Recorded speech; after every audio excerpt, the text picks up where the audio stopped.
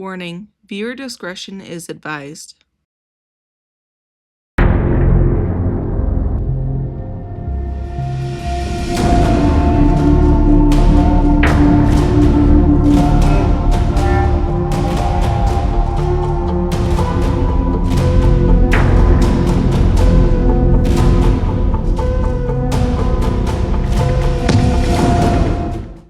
Hi friends, welcome to Mealstounalivefor, and it's a location episode, which means we're going to be talking about a dark history location, and we're going to be cooking something delicious.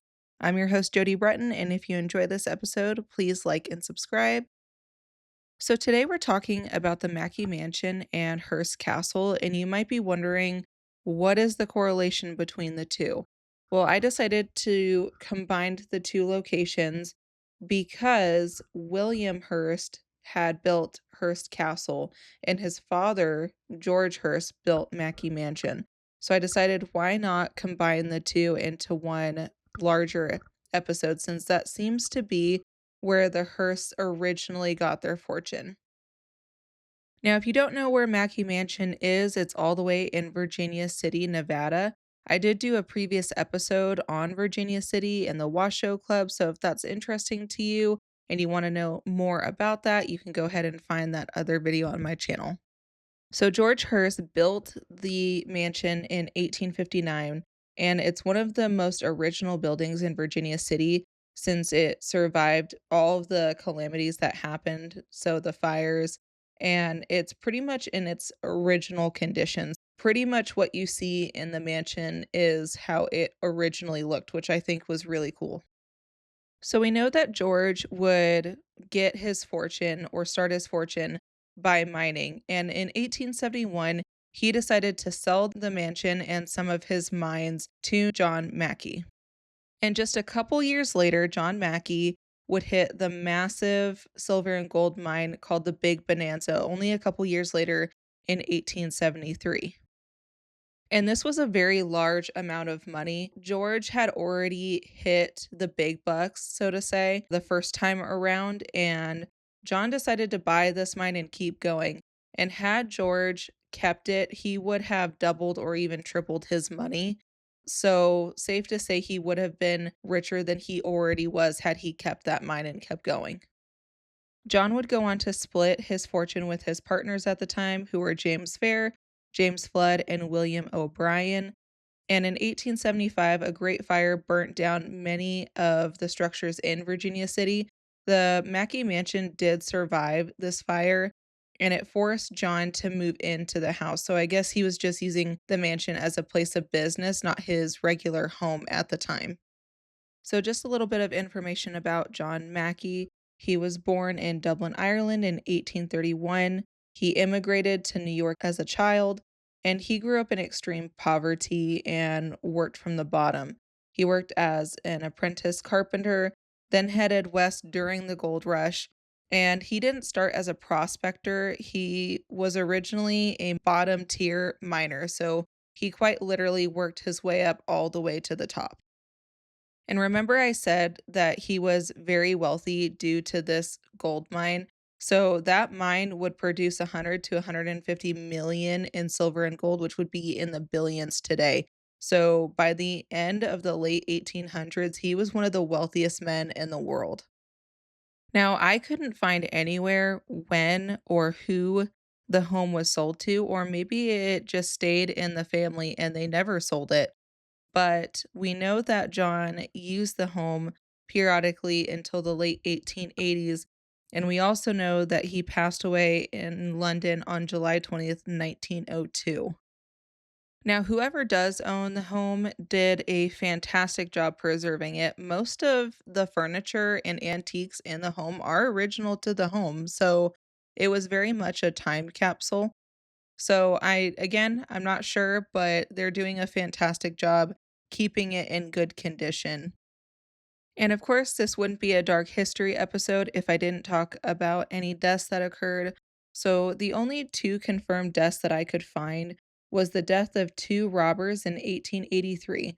They broke into the mansion but were shot and killed in front of the safe by a station guard.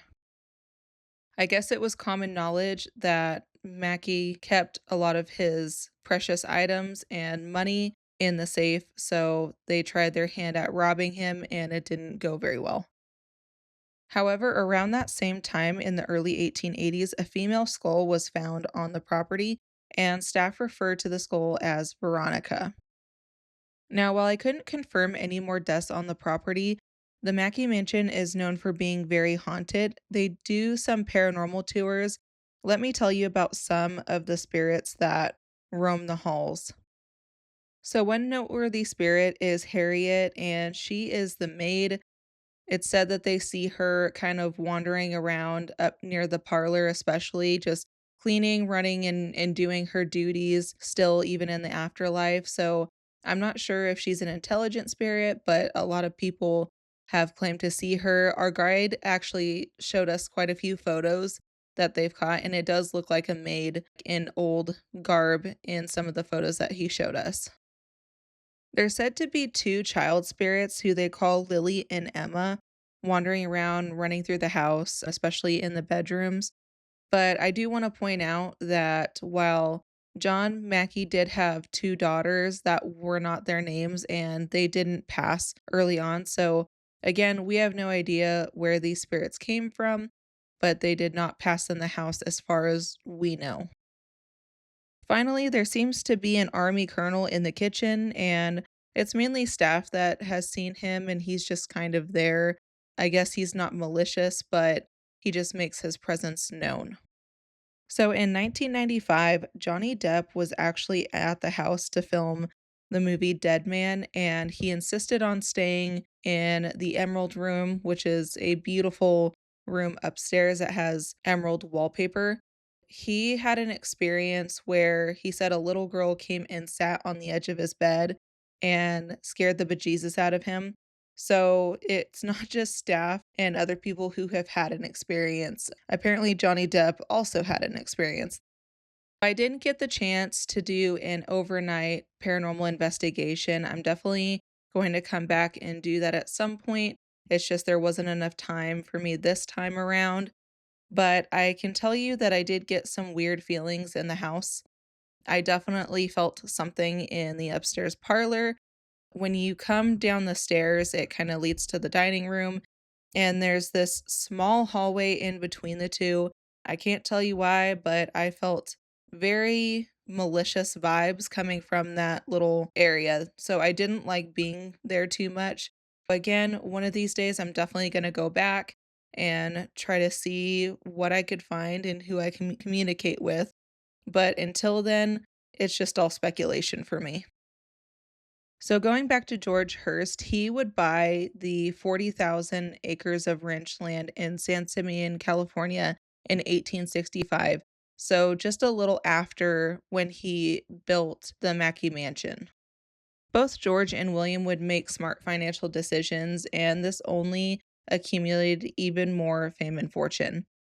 William started buying newspaper companies and was very good at journalism. He was known for what was known as yellow journalism, or basically making things sensationalist and biased style of reporting, which sold even more newspapers because, we're all nosy. Now, George Hearst would pass February 28th, 1891, in Washington, D.C. Everything would go to his wife and George's mother, Phoebe, until she also passed in 1919. As soon as William inherited everything, he would immediately start construction of Hearst Castle, and he hired Julia Morgan. Just a little side note about Miss Julia. She was the first female architect in California, and she took the architect exam 3 times before passing. She's best known for the Hearst Castle, but she's designed over 700 buildings in California. One thing about Hearst Castle is that it's not really just one style, it's multiple styles kind of thrown together, and somehow it still works and still looks elegant. I guess William Hearst was not very set in stone in what he wanted, so he would constantly change his mind about things. So Julia would just have to work around him.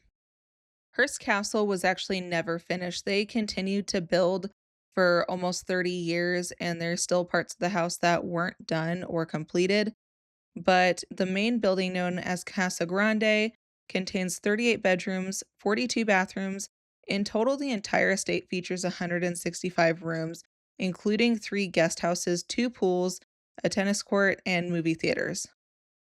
Hearst really didn't spare any expense when it came to his home or what he filled with his home. There's tons of beautiful artifacts that are priceless all over the building that are still authentic to the mansion that he himself bought from different art dealers.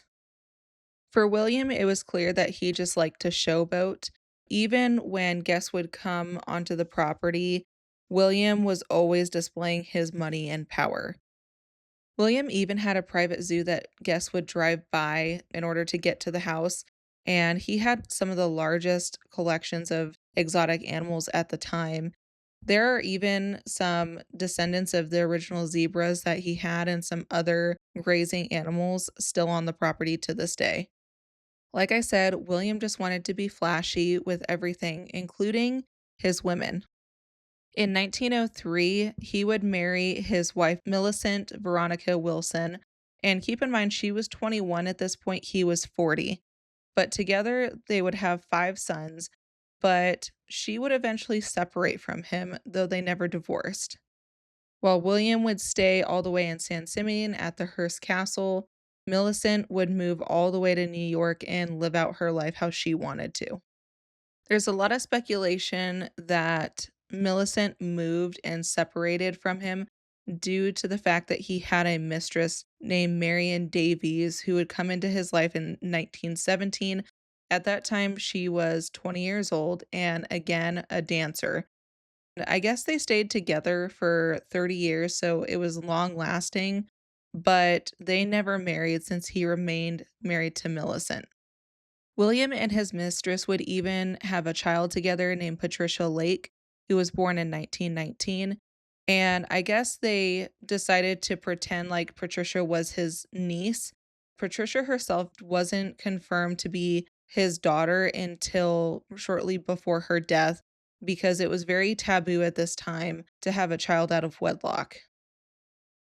Now, Hearst Castle was definitely the place to be. He was the original Great Gatsby, where parties would be happening every weekend. People hoped to get an invitation if you were somebody, and it was definitely overrun with socialites and Hollywood stars constantly. So all of this showboating came at a cost because remember, he started building Hearst in 1919, but by 1937, due to his massive spending and the Great Depression, it nearly bankrupts him. He loses control of many of the financial aspects of his business empire, and he is struggling for money. After this, it seems like he just started living much more quietly until his death in 1951. But it just goes to show that he couldn't keep up with the Joneses even then at the rate that he was going and massively spending all the time having these parties and building and antiquities and everything else. So he just could not keep up and almost lost his entire fortune.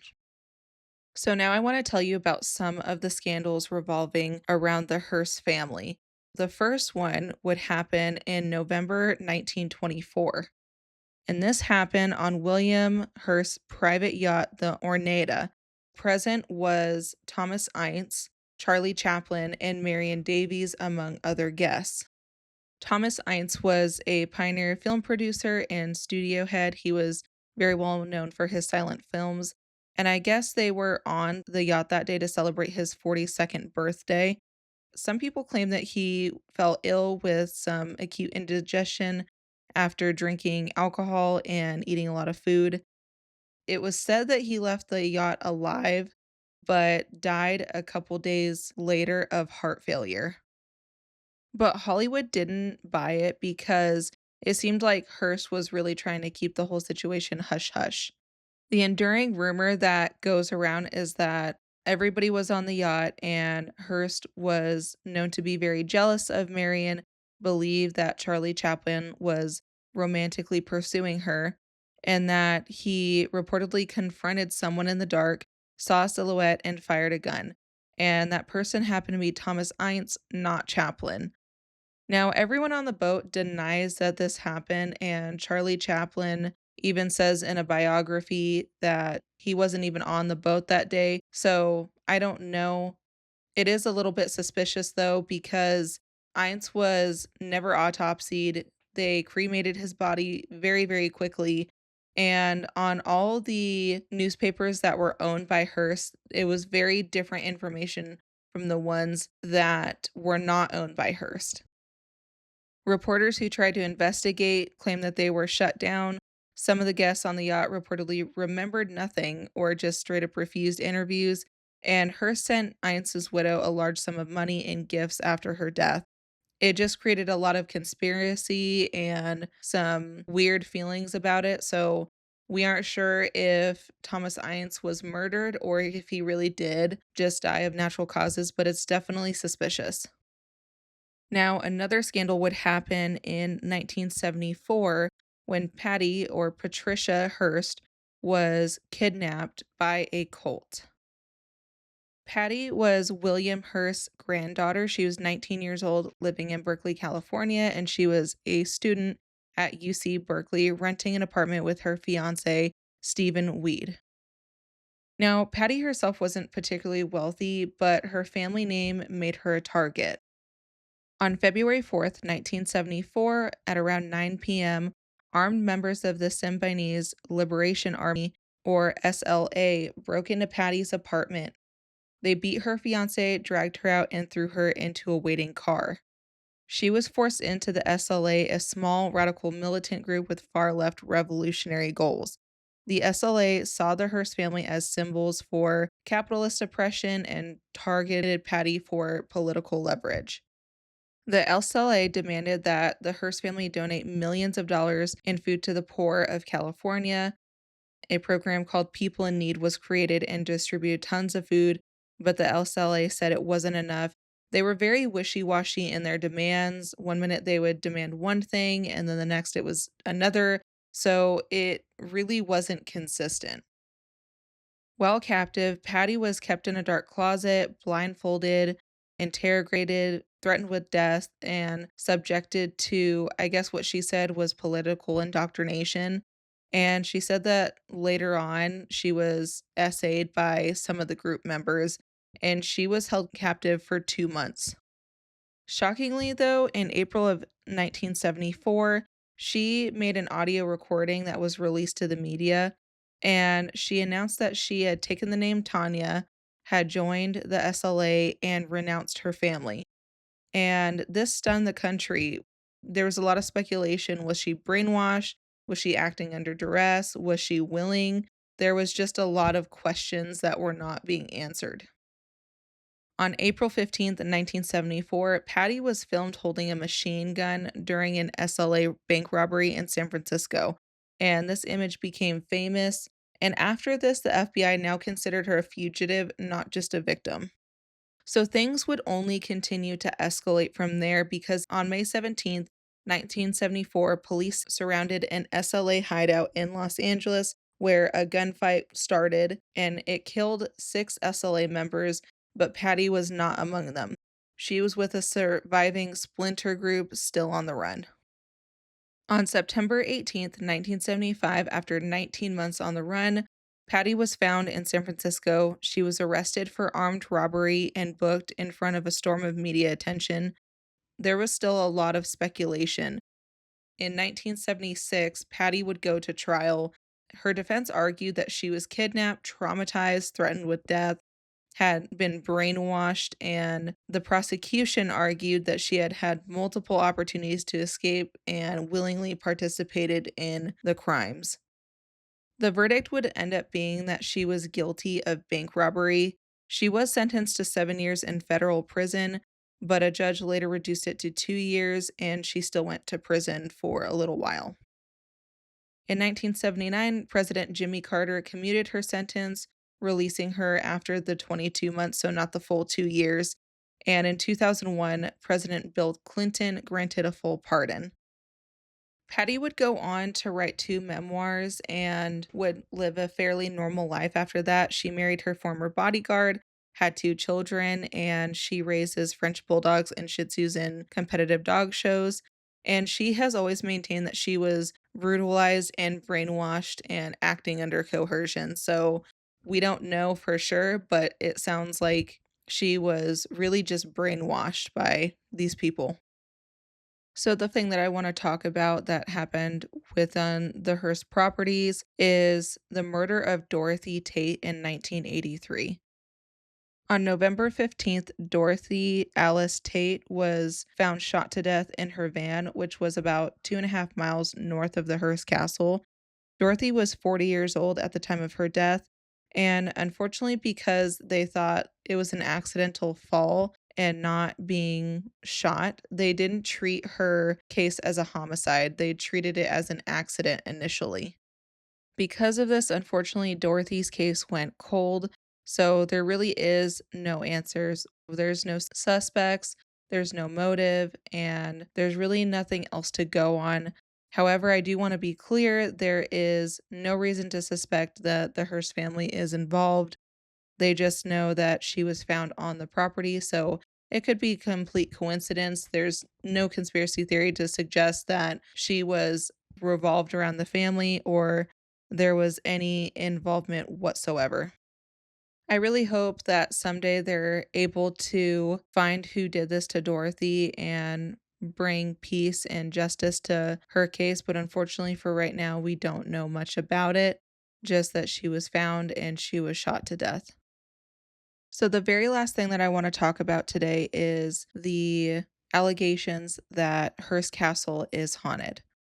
People claim to see the spirit of William Hearst in his private quarters, which is not open to the public, and possibly Marion Davies or a lady in white. To be honest with you, I don't get the vibe that there are a lot of spirits there. One plausible explanation is that Hearst filled his home with a lot of ancient artifacts, so I don't think that it's unplausible that maybe there's a spirit attached to some of those artifacts. But as I was walking through the castle, I didn't get any vibes that there were a lot of spirits there or weird feelings. It honestly just felt like a party house. There was a large amount of energy, sort of like when you walk through a frat house, but I didn't feel like it was extremely haunted, in my opinion. I couldn't find any evidence that anyone has done a paranormal investigation on Hearst Castle or the evidence of a possible paranormal investigation. So I would be really interested to know if there were any findings in regards to that. And honestly, I don't even know how you would go about trying to investigate that place, but that would be a really cool thing to try to do, especially with all the old artifacts that are in there. But as far as I'm concerned, there's nothing too crazy in there.